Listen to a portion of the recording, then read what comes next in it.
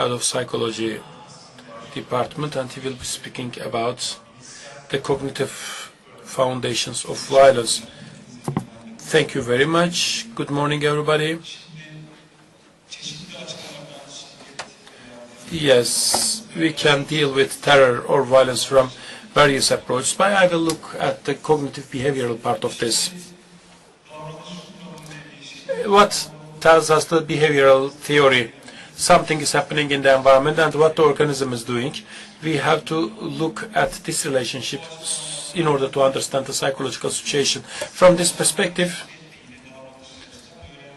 the violence and aggression is explained by learning. If the result of a behavior determines the frequency of that behavior, if you have an aggressive behavior, the results can increase or decrease the frequency of this attitude or this behavior.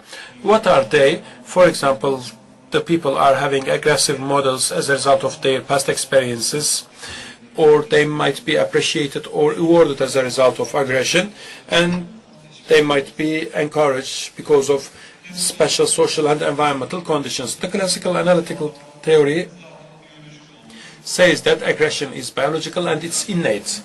The sexuality and aggression is innate. But behaviorists are against this. They are against this from two perspectives. On one hand, aggression is not innate according to behaviorists. It's something learned.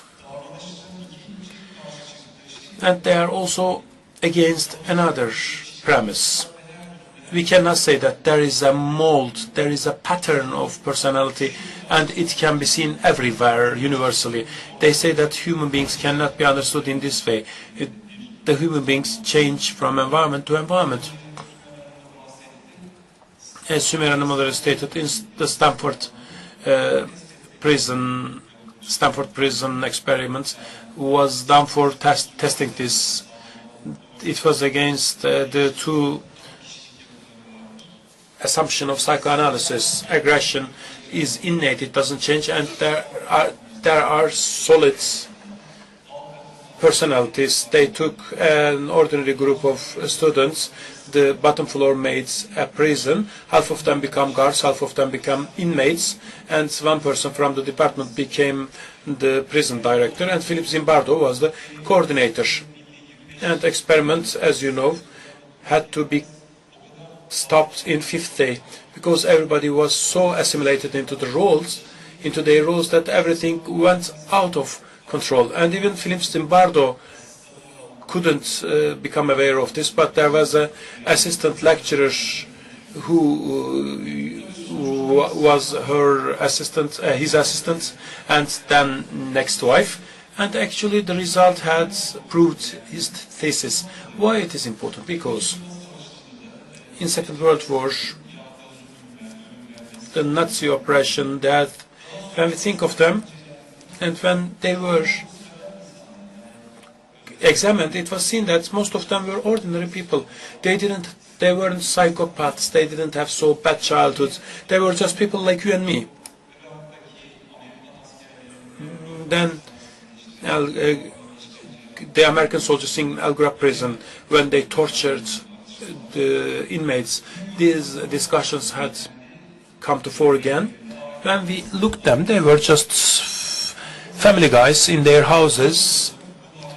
They were just looking after their family. How they became like this? Behavioralism explains this. The group in which you are modeling and learning puts people into certain molds. We can explain some violence as a result of this. Anybody who is a part of terrorist organization might not be displaying a special personality. They might be just acting within the environment. Of course, we cannot explain each and every violence act through behaviorism and learning. What cognitive theory added was the following. We are not just passive minds which is reacting to the environment, but the mind has an active situation. It evaluates and signifies what's happening around. When we look from this approach, cognitive structure is a kind of Googles behind which we are looking at the world. When we look at the cognitive effects on aggression and anger in perception, signification, and evaluation areas, if somebody thinks that he was acted unjustly, his rights and values had been attacked, and this was done deliberately. Ellis was one of the first founders of cognitive therapy. He said that what underlies the anger is insistence, stigmatization, labeling, and catastrophic thinking. What is insisting? Is thinking like must. This must be like this. This must be like that. Labeling. If he does this, he is a bad person. And catastrophication. This is a catastrophic unfairness, and we have to act against this.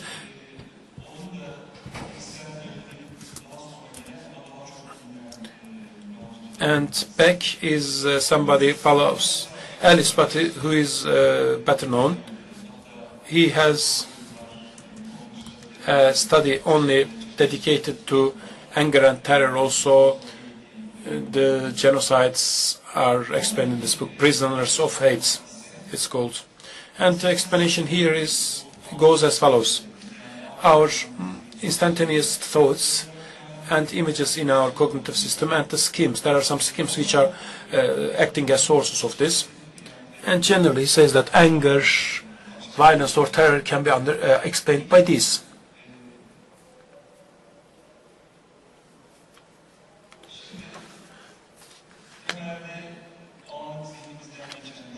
Yes, there are some momentary thoughts.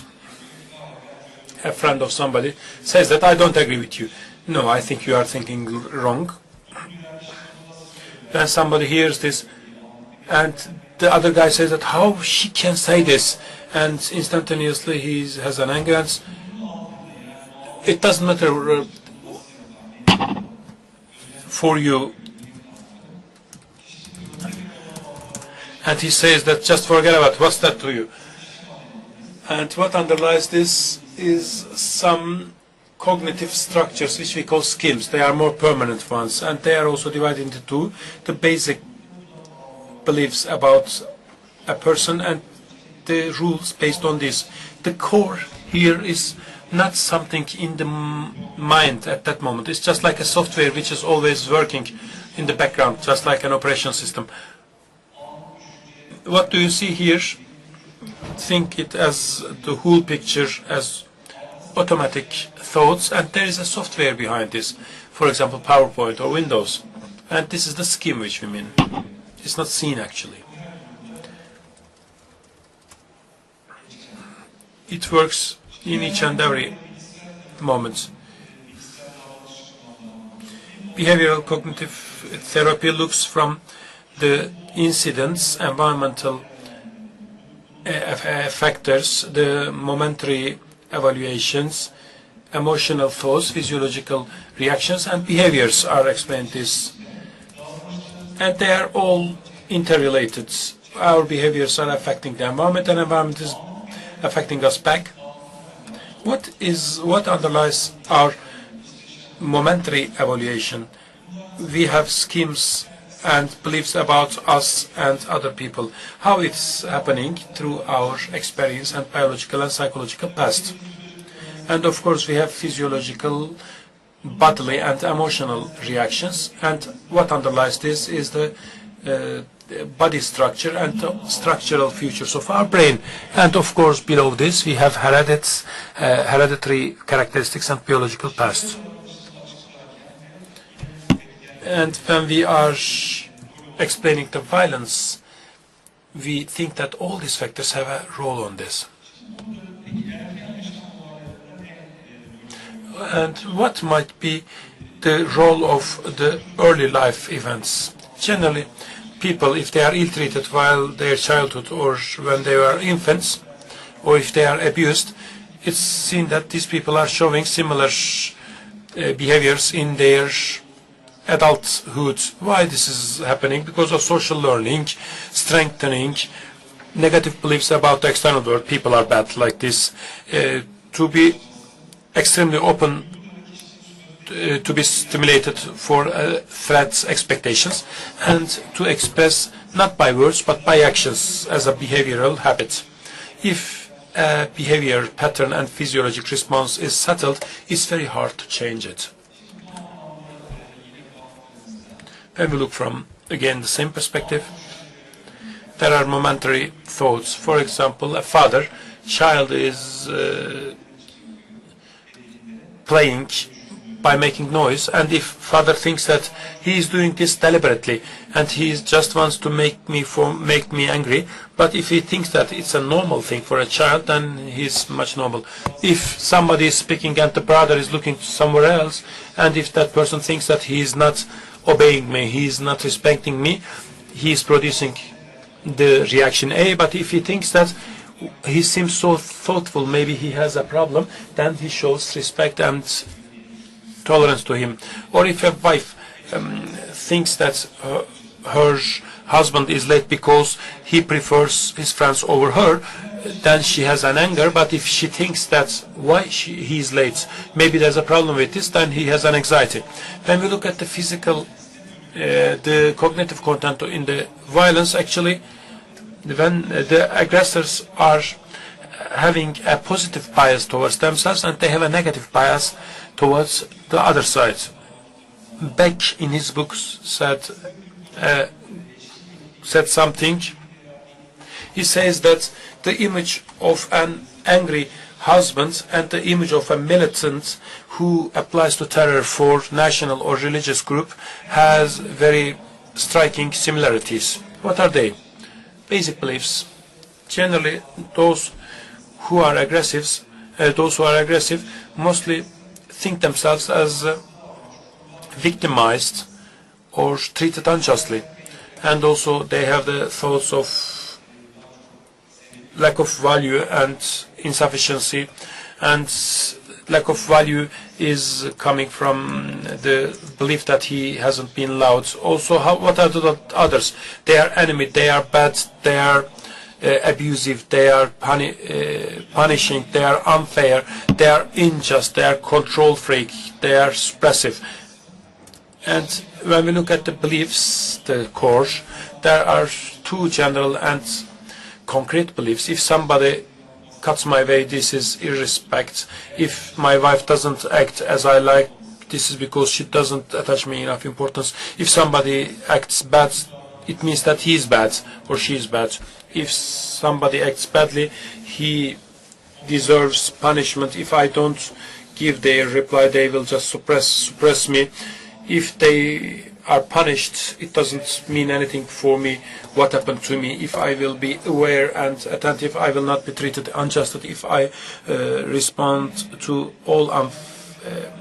all injustices, they will not abuse me. These are some interval beliefs. These were some interval beliefs. Also, we all have a bias towards us. We are really surprised towards the egocentricity of other people, but we have the disposition of being blind towards our time. We always think that the referees were acting unfairly to our football team. Also, if other people control us, it activates the beliefs related to despair. The rejection or refusal activates the thought to be loved, because in each case our ego value goes down. When we feel ourselves weak and unloved, then we focus on the thought that the other person is bad because he or she doesn't love us. And the most significant reaction is a counter-attack, a counter-aggression, because aggression becomes a way of expressing ourselves. When we look at the people having violence tendency, the real or imagined refusal from other people, the oppression, ignoring it, it is evaluated as oppression, ignoring, or show of power, and a closedness towards the alternative explanations. And generally, we see that the interpersonal gifts related to rejection is weak. Also, frustration theory by John Dallard, he says that aggression and anger is related to inhibition or frustration to a certain extent, and the more we have frustration, the more there is aggression. Actually, the level of aggression is determined by the meaning attached by the person to frustration. When we look at terror and political violence, in group violence, in social conflicts, the people mostly see the negative features of the other side, things with white and black, good and bad people, to divide world into bad and good people, and to label the opponent. Actually, the light forms of this white and black thinking is used in all rivalry and in political, in even a football match or in a box match. You have to see things as white and black so that you can make an effective struggle. But if you go to extreme, then it causes aggression. To see ourselves as always good, to see other side always bad, since the other side is intrinsically bad and evil, and they are trying to find an opportunity for raping us, we have to be attentive, strong, and retaliation. We discussed it with an Israeli psychiatrist. I told him that the Israel is looking at Palestine always from aggression and violence, and it will just create a spiral of violence. He was a psychotherapist. He said that it cannot be other way. If we want to do this, they will do this to us. So before they do this, we have to do this against them. They don't have the notion. For example, he didn't have the notion that the people could do something together. He just think homo homini lupus. The humans are wolves for other humans, and this is for him it's a more adaptive approach to look the other side from the aggressive approach. And what's the political violence? To have catastrophic comments related to the intents of the other side. They are bad, they are traitors, they are terrorists, they are inhumane, they are barbars, they are assassinators, and creates a negative social stereotype. It's very hard to be empathic and to make an act of violence.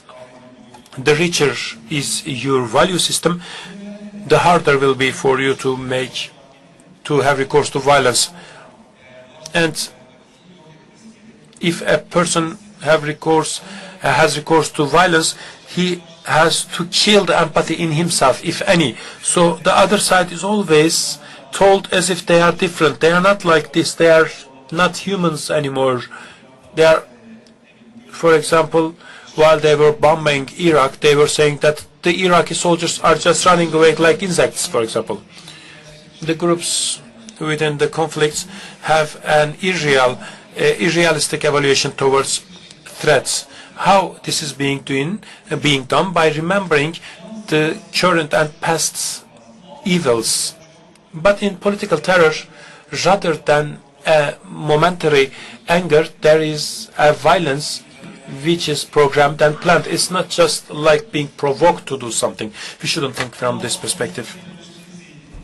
But the mind of terrorists at the end of the day are similar to those people who have recourse to individual or group violence. If a person might be full of anger while doing a momentary action, but a terrorist might be plan and act in a very cold-blooded way. And another thing which is seen while planning something against other sides, they are mostly disinterested towards what will happen to the victims. The mission is mostly not for individual but for an organization, so the individual victims are not seen important. What's important is just the number of the victims and the echo or the sound which will be created as a result of this. In these violence acts, the aggressive people think themselves as victims rather than aggressionists, attackers. 2 or 3 minutes. Except this, the individuality, when we think of course violence, we have antisocial personality, sociopathy or psychopathy. Actually, DSM has an antisocial personality definition. This is rather than antisocial or psychopathic personality, it's actually defining criminality, delinquency. While DSM-5 was prepared, we thought that it could change. Maybe it could. We thought that it will explain personalities rather than criminals, but we saw that everything was as it was. Everything stayed as it was. So while we are looking to the antisocial personality, we have to look at the criteria of psychopathy, which is defining personalities better. There are 2 factors: interpersonal features, fluent speech and surfacial attractiveness, grandeur and entity, pathologic lying, deception, manipulation, lack of remorse or guiltiness, the surfacial effects, lack of empathy and mercy, and not to accept the responsibility. The intelligence level is around 160. There was a serious killer who had been interviewed, who killed around 10 of his relatives, and who he just strangled each and every relative. He was asked, "Did you feel disturbed?" He said that, "No, I didn't feel disturbed. I don't have this characteristic," he said. He was saying that if I would feel disturbed, I wouldn't do it anyway. In that sense, psychopaths are mostly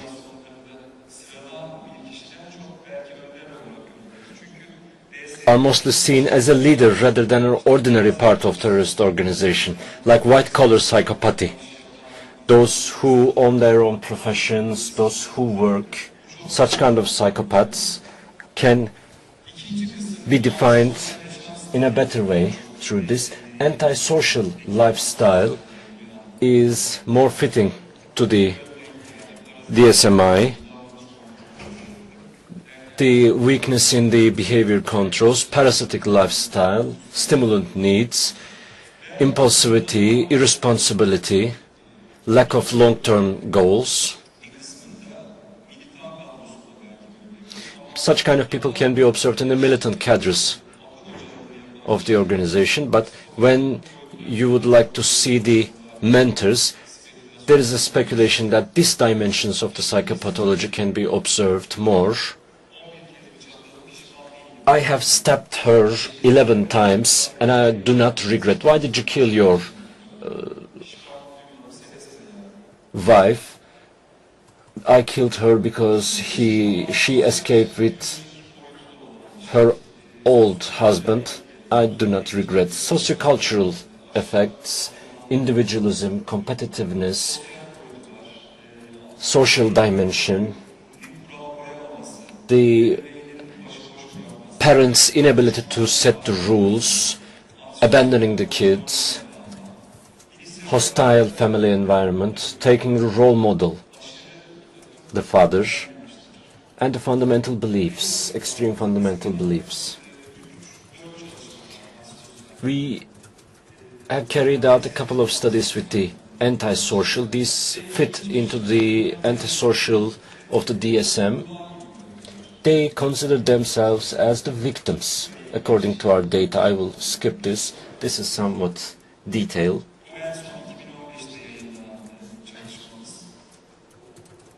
This was issued in 2015. Antisocial people consider themselves incompetent, unlovable, introvert, lonely, rejected, antipathic.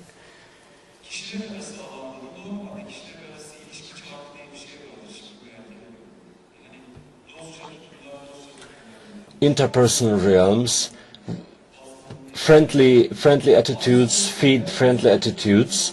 Antisocial people believe that the friendly attitudes do not feed the friendly attitudes. And we paid attention to the control focus, and they always consider the external control focus.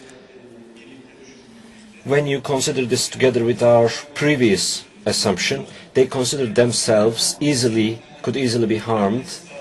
The fundamental logic is that everybody is bad, so before they harm me, I would like to make harm to them. Antisocial people could gain more benefits if they acted more strategically, but in the early stages of the relation, they are revealing their own sides and they fail in exploiting the individuals enough. So they are trying to overcompensate their own feeling of inefficiency. And they do compensate this through what? Through aggressiveness.